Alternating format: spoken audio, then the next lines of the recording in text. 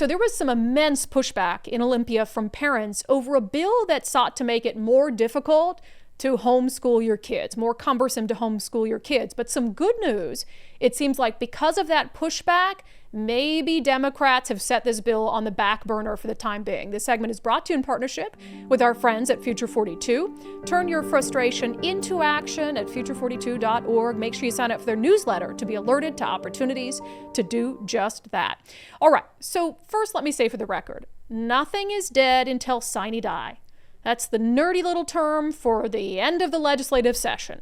So something can maybe not be advancing out of committee, or it looks like Democrats are going to just put it off, but they can always resurrect something. So I don't want to say this is absolutely a done deal, but Republicans believe that Democrats are now backing away from Senate Bill 6261. We discussed it on the show last week, and it would put these new, totally unnecessary, ridiculous regulations on parents who want to homeschool their kids. So it would require you at the age of 6 and at the age of 7 to send these letters to the state of Washington notifying them of your intent to homeschool your child, even though attendance isn't mandatory until the age of 8.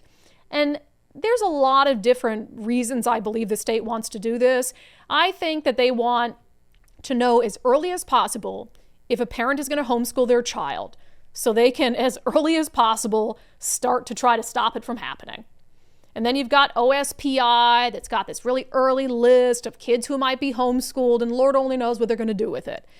But the bottom line is it's completely unnecessary. It's an unnecessary step to put these parents through when they shouldn't have to do it until the child is 8.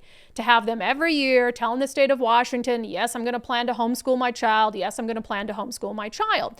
So at this, when it did get a hearing, Senate Bill 6261, who shows up to testify in support of it but the superintendent of public instruction himself, Chris Reykdal. I get a lot of data requests, sometimes from you all saying, hey, when kids start, are they in homeschool, private school, or public school? And right now, unfortunately, we say, well, we can't tell you that. All we know is who's in public school. The private school numbers are okay. They come through the State Board of Ed, but they're not great. And we have no visibility on homeschool, which is a really great model for a lot of families. It's increasing in popularity. There's really high quality homeschool out there. We just want to understand where kids are, like all the other states do. None of your business. I mean, it's none of your business. Attendance isn't compulsory until the age of 8. So, we just want to understand. We want the stats. Okay, fine.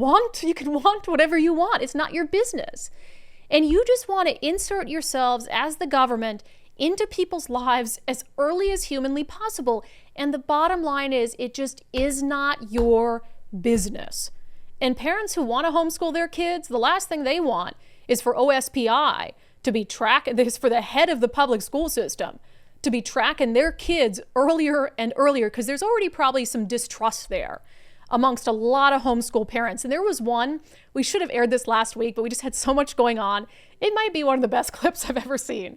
So there's this dad that testifies against the bill requiring all these new things for parents. And it's so funny because Chris Reykdal's there in the room, right? And this dad is talking about Chris Reykdal while he's present. Listen. My name is Eric Lundberg from the 2nd Legislative District, Jim McCune's district, my good friend. I am the pastor of Living Word Lutheran Church and the father of 8 homeschoolers. Do not trust this bill, not one bit.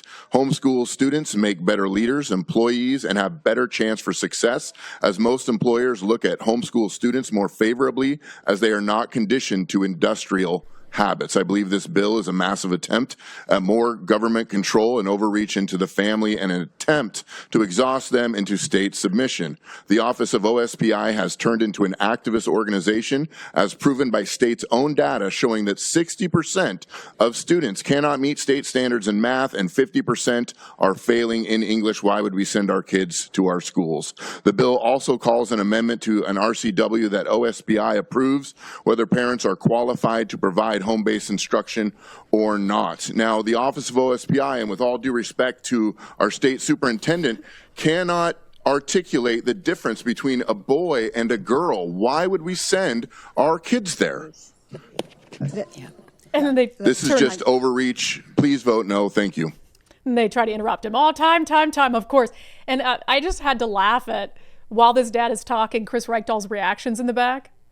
The Office of OSPI has turned into an activist organization, as proven by state's own data showing that 60% of students cannot meet state standards in math and 50% are failing in English. Why would we send our kids to our schools? Now, the Office of OSPI, and with all due respect to our state superintendent, cannot articulate the difference between a boy and a girl. Why would we send our kids there?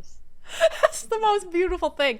And, I mean, it is true. Here's video of Chris Reichdahl not being able to articulate the difference between a boy and a girl. We have a civil rights framework in this state. It includes trans youth. This is a biological question. It is quite simply inaccurate to say biologically that there are only boys and there are only girls. There's a continuum. There is a science to this. There are children who are born intersex. There are children whose chromosomes and their hormones aren't consistent with their sex at birth. That's not a debate we're going to have today. I just want to remind you of our civil rights obligation. It is a debate we're going to have today and every day until we can get back to some semblance of common sense and sanity. So it does seem like this is a win. And I love that Chris Reichdahl himself came to testify in support of this bill. And Senator John Braun, of course, the leading Republican in the Senate, says he confirmed directly with Senator Lisa Wellman, a Democrat, that this bill is not going to advance. So that's a win for parents who don't need the government overseeing their children's future education at the age of 6. It's ridiculous. I love that dad got to say that. Well, Chris Reichdahl was there in the room. But again, I will just caution you that no bill is dead until the session is over. So it's always possible that they could try to re-up this. So keep making your voices heard and look for opportunities to do so. You can help find opportunities to do so by signing up for Future 42's newsletter. Go to future42.org, future42.org. They're great about sending out action alerts saying, hey, here is this bill. It's an opportunity to testify pro or con. And they can also alert you to just bills you should be aware of, or, rallies and stuff that are happening in Olympia. So sign up for Future 42's newsletter so you can get that stuff straight to your inbox.